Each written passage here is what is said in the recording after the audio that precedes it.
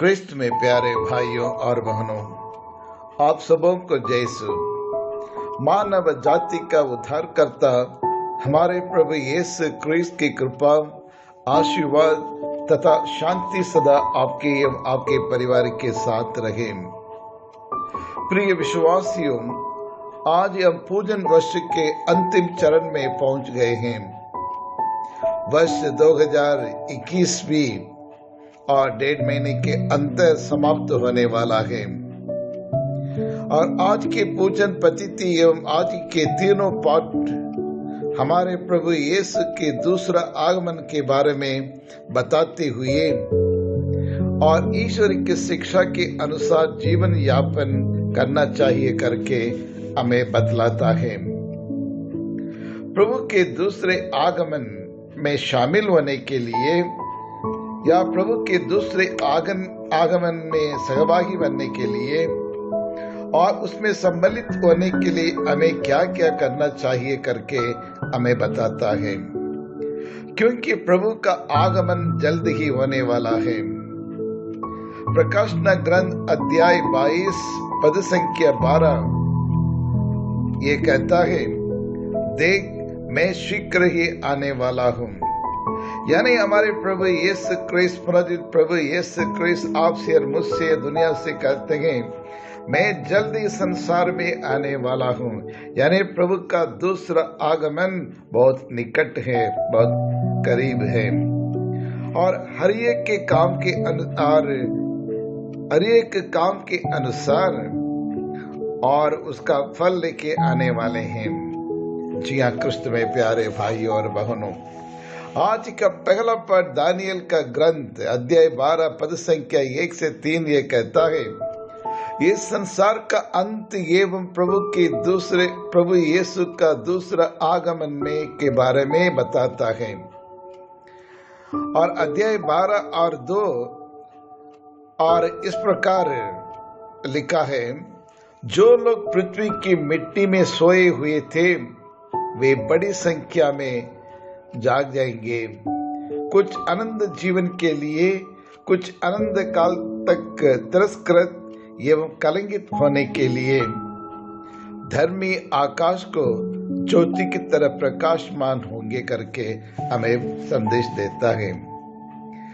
और सुसमाचार में संत मार्कुस सुसमाचार अध्याय 13 पद संख्या 24 से कहता है, उन दिनों के संकट के बाद सूर्य अंधकारमय होगा, चंद्रमा प्रकाश नहीं देगा, तारे आकाश से गिर जाएंगे और आकाश की शक्तियां विचलित हो जाएगी।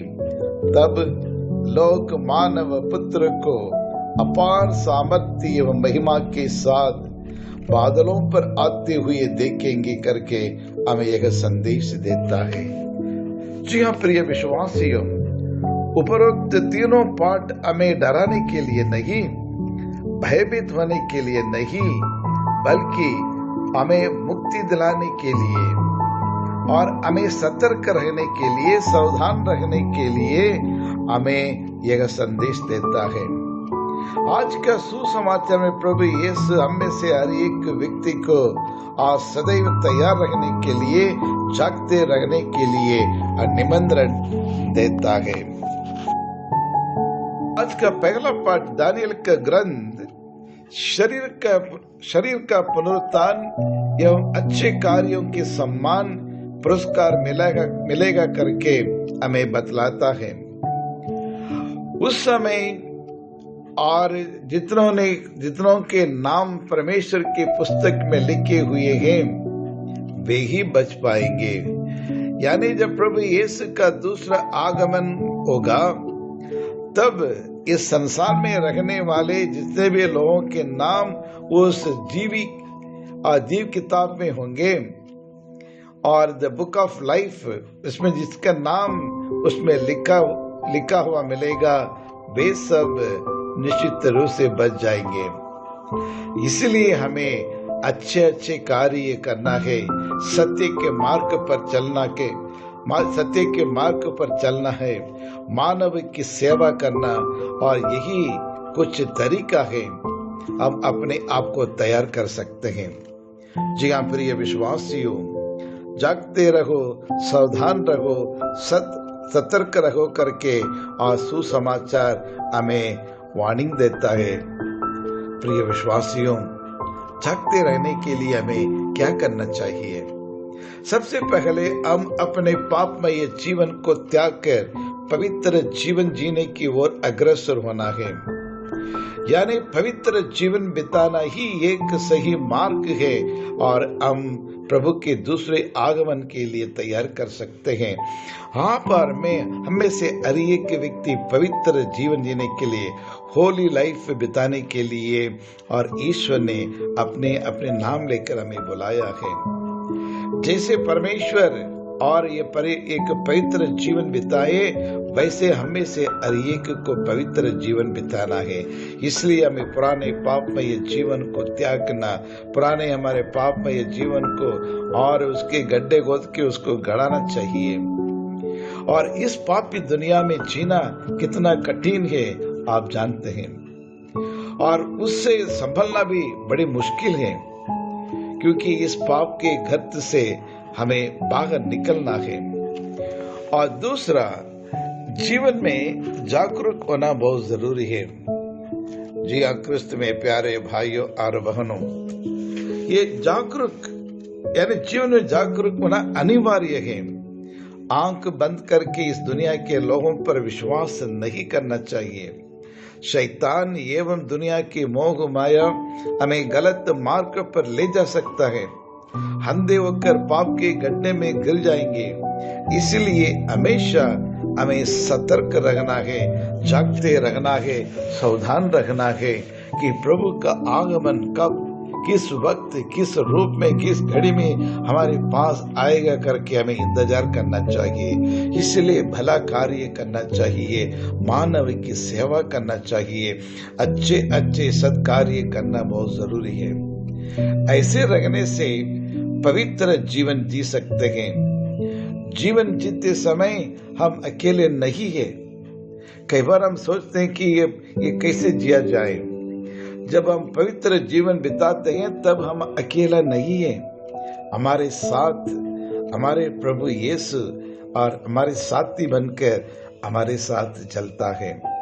जिस प्रकार प्रभु यीशु ने स्वयं और मूसे को कहा, जब मूसे इजरायली लोगों को लेकर 6.5 लाख लोगों को लेकर और कानान देश की ओर अग्रसर हुए, तब उन्होंने प्रार्थना की, लेकिन यावे ने उन्हें एक आश्वासन दिया, मूसे तुम अकेला नहीं है, मेरा समूह आपके आगे आगे चलेगी, यानी मेरी उपस्थिति आपके साथ रहेगी।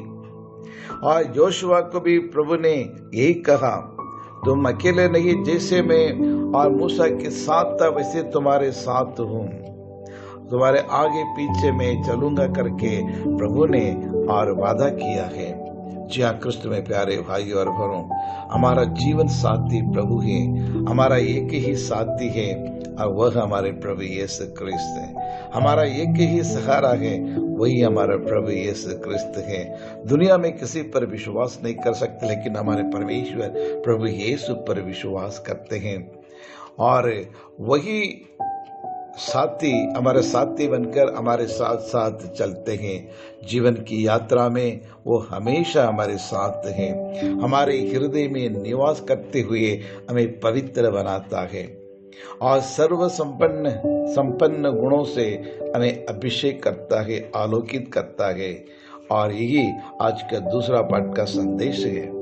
जी हाँ, कृष्ण में प्यारे भाई और बहनों, ये जागरूकता के साथ साथ पवित्र जीवन बिताने से मात्र काफी नहीं है। हम ईश्वर के संतान होने के साथ साथ हम हमारे भाई बहनों को भी सही मार्ग पर लाना है। भी पवित्र जीवन बिताने की मदद करनी चाहिए, सहायता करना चाहिए, उन्हें स्वर्ग राज्य में ले चलना है। यह हमारा परम कर्तव्य है। We are all responsible for our own brothers and sisters in Christ. We cannot avoid or neglect any of them. Our life is a communitarian life, not an individual life. जब ईश्वर के पास जाएंगे तब ईश्वर पूछेगा, तुम्हारे साथ वाला कहाँ है, तुम्हारा भाई बहन कहाँ है। और उनके जीवन को आपने क्यों नहीं सुधारा है, और उनके पवित्र जीवन जीने के लिए प्रेरित क्यों नहीं किया करके ये सवाल हमसे पूछेगा। जी हाँ, कृष्ण में प्यारे भाई और बहनों, मैं ठीक हूँ, मैं सच्चा हूँ, मैं पवित्र जीवन जी रहा हूँ, दूसरों के बारे में मुझे कोई परवाह नहीं है, वे कुछ भी करे वो जाने करके हम अपनी जिम्मेदारियों को और अपनी जिम्मेदारियों से भाग नहीं सकते हैं। इसलिए पोप जॉन पॉल 23 ने कहा है, सच्चा क्रिस्तीय वही है जो ईसा मसीह को नहीं जानते लोगों को और यीशु के पास लाना है, उन्हें समझाना है। जी हाँ, कृष्ण में प्यारे भाई और बहनों, यानी पोप जॉन पॉल 23 का कहने का तात्पर्य यह है, जो लोग आज तक प्रभु यीशु के बारे में नहीं जानते, प्रभु यीशु ही मुक्तिदाता करके नहीं मालूम है, नहीं अनुभव किया है, उनको यीशु के बारे में बतलाना और उनको प्रभु यीशु के अनुभव करना और प्रभु यीशु के पास उनकी आत्माओं को लाना, ये हमारा परम कर्तव्य है। जी हाँ, कृष्ण में प्यारे भाई और बहनों, और उन्हीं प्रभु यीशु के बारे में हमें बताना पड़ेगा, ना सिर्फ हमारे लिए मुक्ति बल्कि अपने साथियों को भी और मुक्ति दिलाने के कार्य कर्तव्य जिम्मेदार आप और मैं होते हैं। जी हाँ, कृष्ण में प्यारे भाइयों और बहनों, प्रिय विश्वासियों, आज से 5 साल पहले जब मैं एक मिशन स्टेशन हंडिया में था, जहां लगभग 15,000 हमारे हिंदू भाई बहन थे, एक भी ईसाई परिवार के नहीं थे। शुरुआत में लोग मुझ पर शंका करते थे, डाउट करते थे कि मैं क्यों इस गांव में और मैं इस गांव में आ बसा हूँ, जबकि एक भी परिवार नहीं है, लेकिन ये कौन सा काम करने के लिए ये पादरी, ये पास्टर यहाँ आए ठहरे करके विभिन्न प्रकार के डाउट लोग मन में उत्पन्न होने लगा। मेरा एक ही काम था, रोज सुबह शाम प्रार्थना करना, भजन कीर्तन करना, बाइबल का पठन करना, और लगभग 6 महीने बीत चुके थे। प्रभु का आगमन काल प्रारंभ हुआ,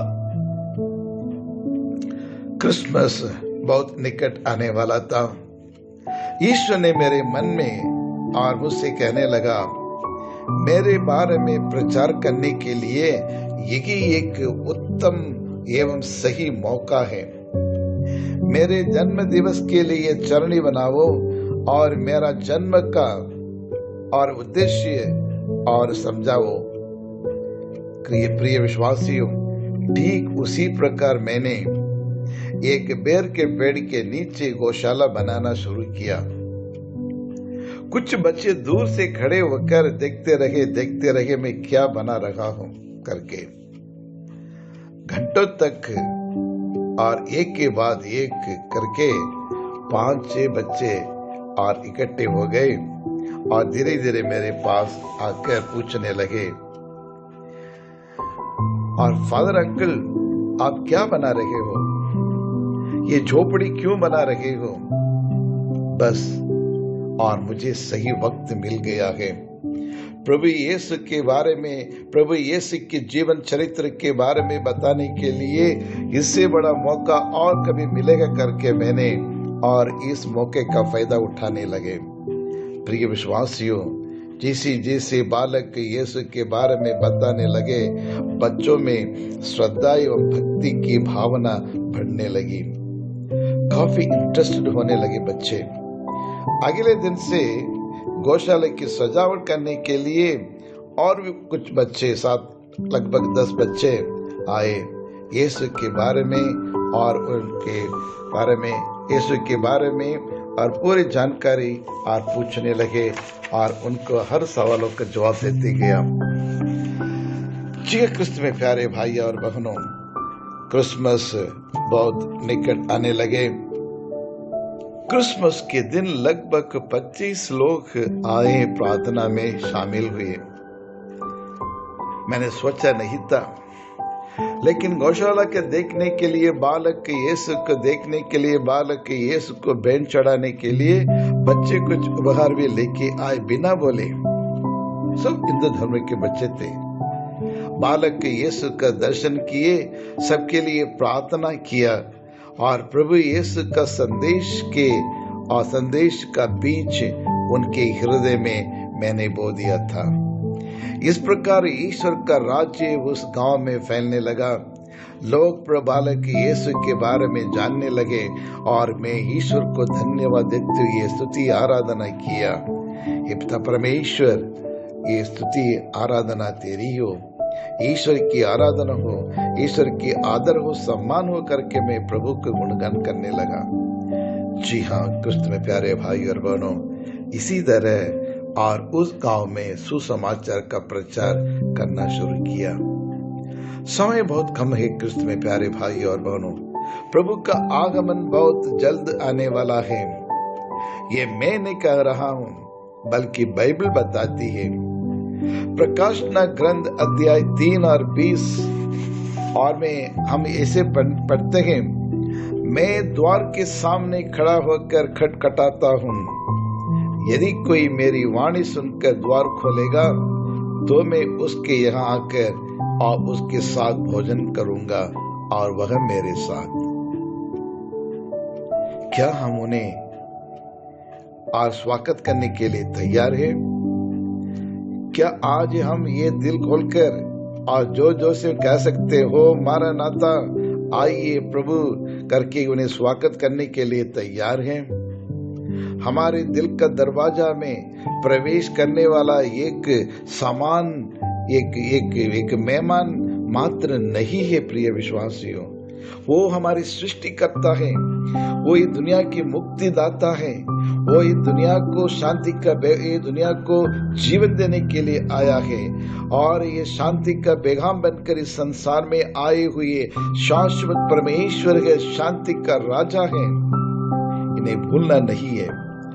और वही प्रभु आज आपके हृदय में, मेरे हृदय में प्रवेश करना चाहते हैं, हमारे साथ रहना चाहते हैं, हमारे परिवार के साथ रहना चाहते हैं, हमारे समाज में रहना चाहते हैं, हमारे देश में रहकर और इस देश को शांति का और शांति फैलाने के लिए हमारे बीच आना चाहते हैं।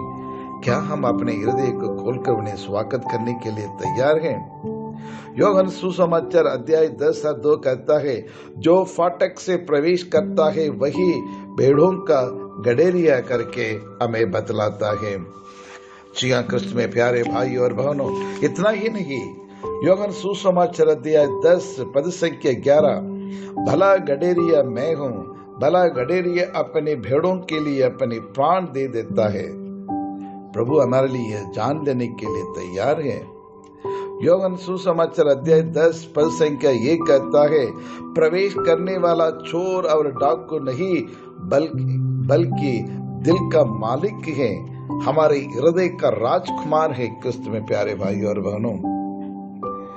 और यूहन्ना सुसमाचार अध्याय 10:10 में कहते हैं, मैं इसलिए आया हूं कि वे जीवन प्राप्त करें, बल्कि परिपूर्ण जीवन प्राप्त करें। इसलिए आज के अनुवाक्य स्तोत्र गीत 16:5 कहता है कि प्रभु मेरा भाग है और मेरे कटोरा का हिस्सा है, वह मेरे प्राण को अधोलोक में न छोड़ने वाला है। जी हाँ क्रिस्त में प्यारे भाई और बहनों, आज का सुसमाचार हमारे प्रभु यीशु के आखिरी प्रचार के बारे में बताता है। और लूकस, मार्कुस, लूकस और मैथ्यू और तीनों सुसमाचार दुनिया के अंत के समय के बारे में बताते हुए यरूशलेम का पतन, दुनिया का अंत और दूसरा आगमन आदि 3 प्रकार के प्रचार के बारे में बताता है। जी हाँ क्रिस्त में प्यारे भाई और बहनों, there is a correlation between each other. यरूशलेम का पतन दुनिया का अंत का प्रतीक है और दुनिया का अंत प्रभु यीशु के दूसरे आगमन का प्रतीक है। और इसके लिए हमें सतर्क रहना, तैयार रहना बहुत जरूरी है। आइए हम ईश्वर से प्रार्थना करें। हे सर्वशक्तिमान शाश्वत परमेश्वर, हम आपको धन्यवाद देते हैं। ये पूरे साल में पूजन पतिथि वर्ष के पूरे साल में अब हमारे साथ रखते हुए, हमारे परिवार के साथ रहते हुए हमें सही मार्गदर्शन दिखाया, उसके लिए हम आपको धन्यवाद देते हैं। प्रभु तेरी स्तुति हो, तेरी आराधना हो।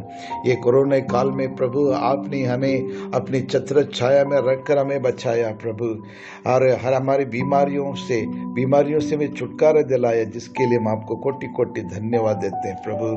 आशा करते हैं, उम्मीद रखते हैं कि आने वाले समय में भी प्रभु आप अपने पवित्र लहू की बाड़े के अंदर रखकर हमें सुरक्षित रखे, हर प्रकार की बीमारियों से हमें बचा रखे, हर प्रकार के रोगों से हमें बचा रखे, और हम पापमय जीवन को त्याग करते हुए एक पवित्र जीवन जीने के लिए प्रभु आप अपने आशीष एवं कृपा हमें प्रदान करें।